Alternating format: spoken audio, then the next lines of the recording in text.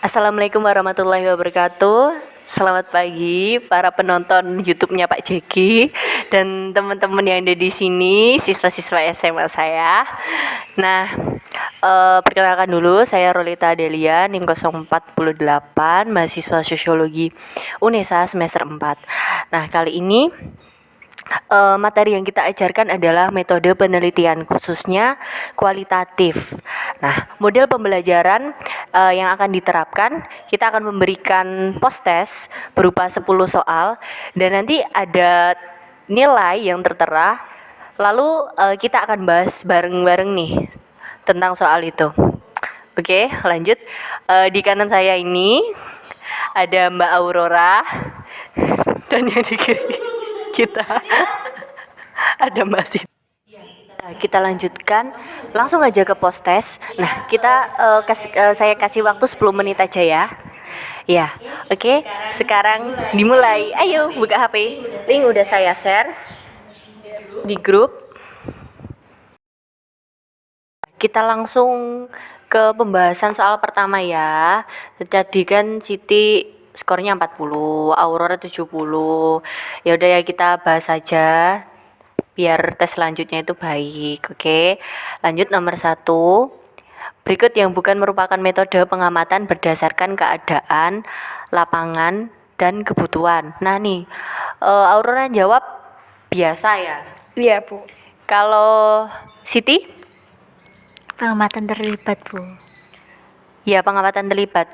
Nah, kalian berdua salah. Yang bukan itu pengamatan penuh. Jadi, pengamatan yang berdasarkan keadaan lapangan dan kebutuhan itu ada 3.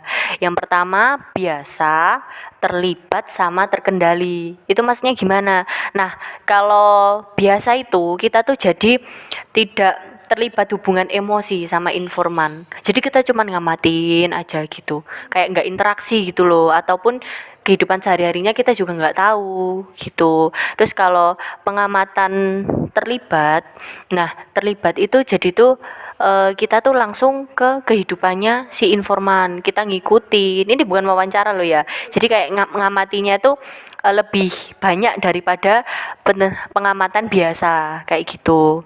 Nah, kalau pengamatan terkendali ini tuh maksudnya tuh gini, kita mengamati tapi tuh kita kasih suatu variabel gitu. Maksudnya gimana?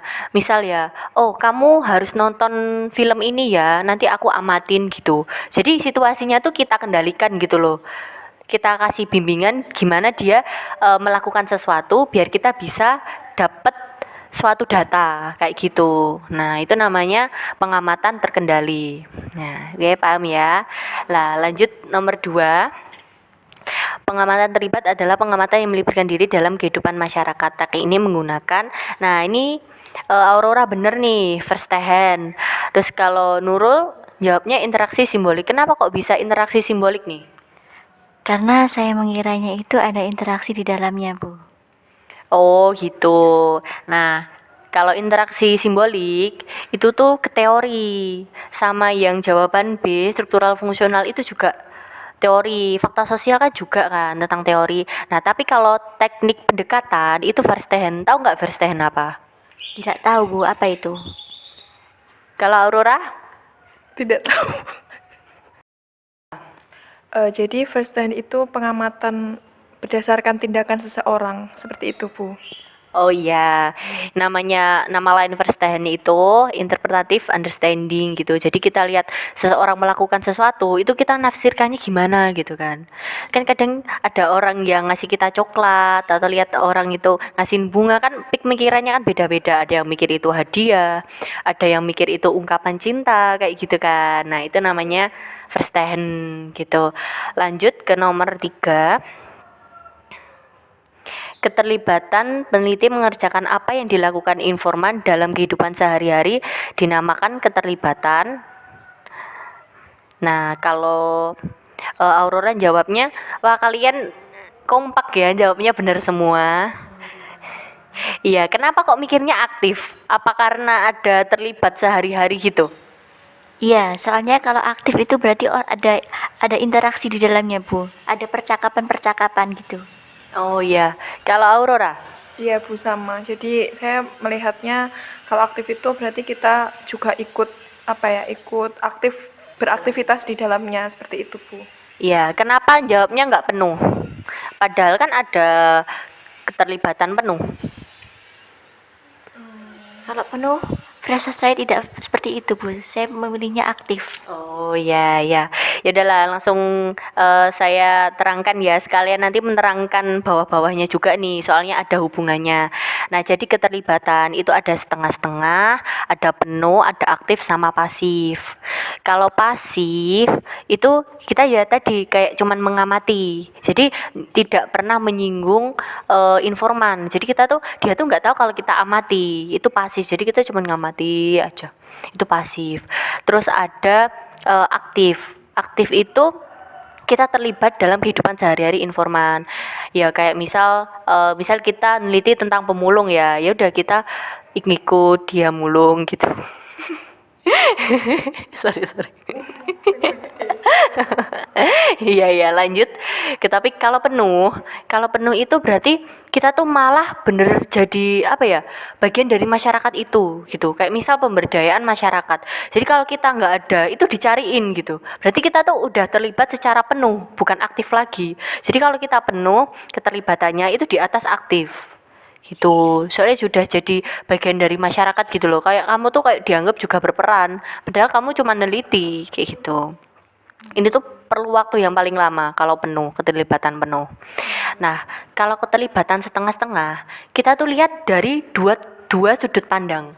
Jadi gimana pribadinya dan gimana masyarakatnya. Maksudnya struktural seperti apa, peranatanya seperti apa, tradisinya seperti apa kayak gitu. Jadi itu namanya keterlibatan setengah-setengah. Setengah orang, setengah masyarakatnya gitu cara ngapalinnya. Nah, berarti ini kita jawab soal 4 ya. Nah, pasti ini udah bisa nih, soalnya ada hubungannya nih soal nomor 4 nih. Keterlibatan berdasarkan penelitian dengan pendekatan personal atau struktural. Nah, ini apa berarti? Setengah-setengah, Bu. Ya, udah paham kan? Aurora juga ini udah benar. Ya, sudah Bu. Oke, langsung lanjut ke nomor 5. Istilah subjek dalam penelitian kualitatif adalah. Nah, benar kan kalian sama-sama jawab informan. Nah, kenapa nggak jawab responden? Kalau respon itu di kuantitatif, Bu. Ya, benar sekali Siti. Oke, Aurora juga udah benar. Kita lanjut aja nomor 6. Salah satu teknik pengumpulan data dalam penelitian kualitatif berikut ini adalah A. Wawancara mendalam, B. Survei, C. Wawancara terstruktur, dan D. Kuesioner. Nah, ini Aurora jawab apa nih? Terstruktur Bu saya. Oh, terstruktur. Kalau Siti? Terstruktur juga, Bu. Nah, ya bener itu, kalau dalam kualitatif pengumpulan data adalah wawancara mendalam atau in-depth interview. Kenapa? Karena kualitatif itu fungsinya untuk mendeskripsikan fenomena sosial gitu loh. Jadi kalau kita wawancara struktur itu mungkin datanya kurang dalam.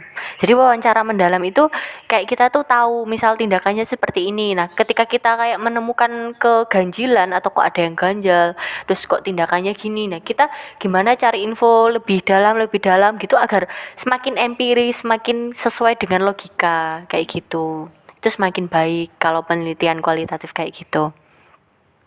Oke, kita lanjut ya. Nah, kalau survei itu pengumpulan data kuantitatif, pakai data. Terus, nah, survei itu juga sama dengan kuesioner. Tahu kan kuesioner, angket-angket yang biasanya kita suruh milih A, B, C, D, setuju, tidak setuju, seperti itu. Pernah ngisi kuesioner? Pernah, Bu. Ya, itu kuesioner apa itu? Kuesioner tentang kesukaan makanan apa gitu. Oh ya, itu berarti dia tuh neliti pakai kuantitatif. Jadi yang diprioritaskan itu jumlah itu respondennya, sama ada tingkatannya, ada skalanya. Misal setuju berapa, 1, tidak setuju 0 kayak gitu. Nah, itu ngitungnya pakai uji korelasi kalau di kuantitatif. Oke, lanjut. nomor 7 ya. Jenis wawancara untuk menganalisis kekuasaan pada struktur masyarakat dan ketidakadilan sistem dinamakan. Nah, ini kalian salah semua ya, tak terangin satu-satu aja. Nah, kalau wawancara feminis, ya jawabannya itu wawancara feminis. Jadi feminis itu enggak apa ya? Enggak pasti itu cewek gitu enggak, atau enggak itu pasti ketidakadilan seorang perempuan, atau enggak itu pasti perempuan yang feminis itu enggak. Tapi wawancara feminis itu lebih ke arah ketidakadilan suatu sistem gitu. Nah, terus kalau lanjutnya wawancara etnografis. Nah, etnografis tahu kan arti kata etno? Etno apa artinya? Lingkungan. Ya, kalau Aurora, menurutmu etnografis itu berkaitan dengan apa? Tentang budaya dalam masyarakat, Bu. Ya, jawabannya benar. Kalau etnografis itu jadi kita pendekatan secara langsung, entah adat, tradisi masyarakatnya gitu. Jadi ya istilahnya langsung ke tradisi atau ke lapangannya masyarakat gitulah etnografis itu. Terus lanjut, nah kalau wawancara postmodern, tahu nggak postmodern? Berarti setelah modern gitu kan ya. Nah, berarti kan ini terbaru gitu kan. Intinya ini tuh wawancara tentang topik-topik yang baru. Ya kayak kita teori kritis gitu kan. Nah, itu kan juga lihat fenomena yang baru itu apa, misal penipuan online. Itu kan dulu kan nggak ada online ya nggak tahu ya. Tapi kan sekarang kan mulai banyak penelitian tentang hal-hal baru gitu kan, entah digital ataupun tentang fenomena pencurian yang makin pintar kayak gitu. Nah, itu berarti postmodern. Jadi kalau kalian mau lihat berita dan kalian terinspirasi, berarti ya wis itu wawancara postmodern gitu. Soalnya pasti yang diambil itu kasus terbaru. Oke. Ya, paham? Iya, paham, Bu. Ya. Oke, lanjut ke nomor 8 ya. Iya, Bu. Nah, berikut ini yang bukan merupakan tahapan wawancara. Nih, ada penyediaan perencanaan saat wawancara berlangsung, transkrip sama menghitung data statistik. Nah, kalian bener nih, kenapa kok jawab data statistik? Soalnya statistik itu bukan penelitian kualitatif, tapi masuk ke penelitian kuantitatif. Nah, bener banget, bener nih. Kalau Aurora kenapa alasannya? Ya, sama Bu. Jadi untuk data statistik itu untuk keperluan penelitian kuantitatif. Benar. Kalau statistik itu pasti kuantitatif, kuali itu enggak hitungan lah, simpelnya gitu ya. Lanjut ke nomor 9. Nah, desain penelitian kualitatif adalah. Nah, ini yang benar ini Aurora. Kenapa kok jawabnya dinamis? Kok bener? Ini apa cap cip cup apa punya alasan nih?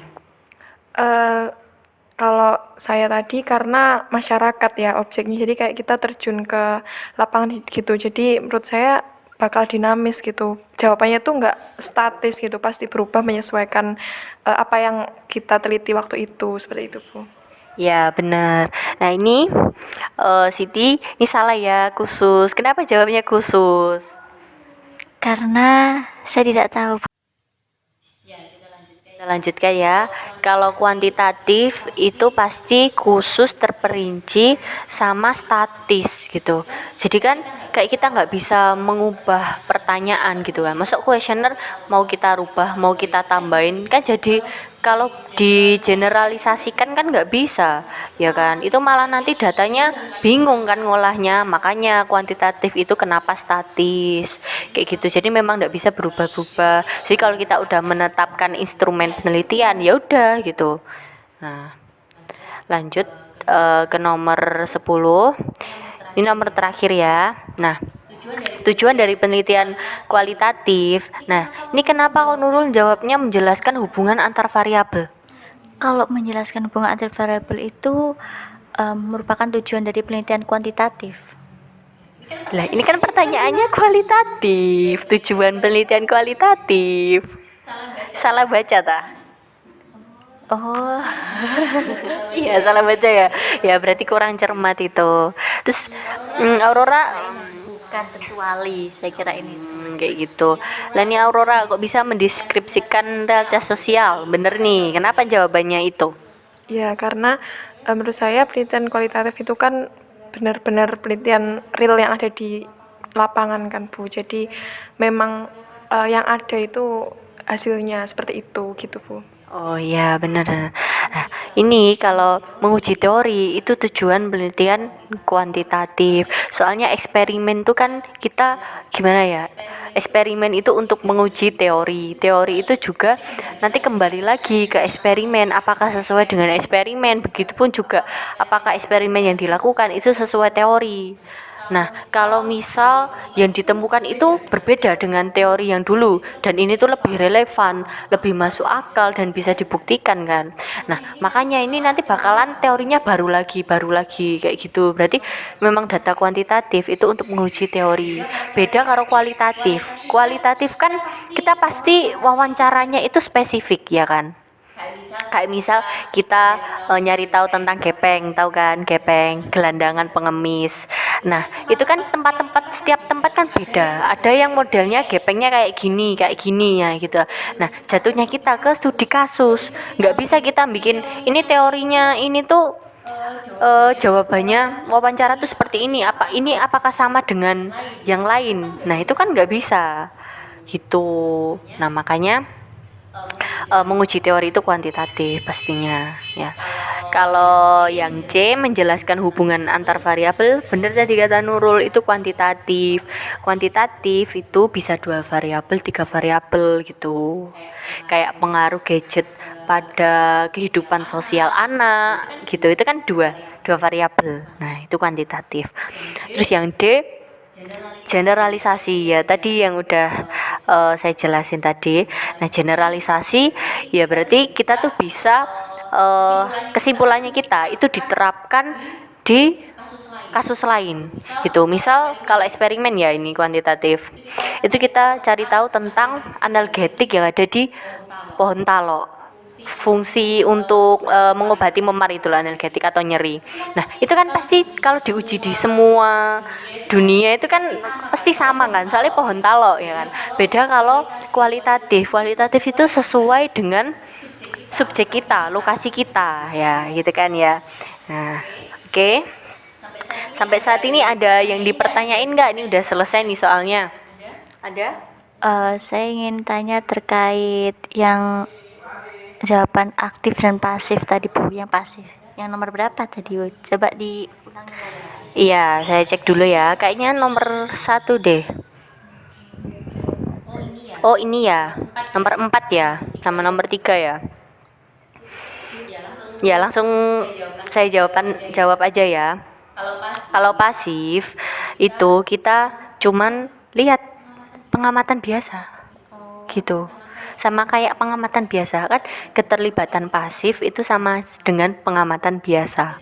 Jadi kita ya apa ya, nggak terlibat, nggak menyapa, nggak apa gitu. Jadi nggak membangun hubungan interaksi. Itu penelitian pasif gitu. Eh, cuma kesana cuma minta informasi tanpa terlibat apa itu nggak ngerekam. Ya lanjut, terlibat. Berarti dia itu enggak, berarti yang mewawancara itu dia cuma meminta informasi data lapangannya aja tanpa interaksi dengan masyarakatnya gitu aja ya Bu ya. Iya bener kayak gitu. Nah kalau aktif berarti ya udah kita ikut informannya kemana-mana gitu. Kita membangun hubungan, membangun kedekatan, itu aktif kayak gitu. Terus kalau Aurora ada yang ditanyain nggak? Sampai di sini belum Bu, sudah paham. Ya, oke sudah ya, kita tutup sesi belajar dan diskusinya. Ya, mohon maaf kalau ada yang salah atau kalian kurang paham ya. Namanya guru muda. Ya. Oke, sudah. Terima kasih ya partisipasinya. Oke, tutup pembelajarannya. Wassalamualaikum warahmatullahi wabarakatuh.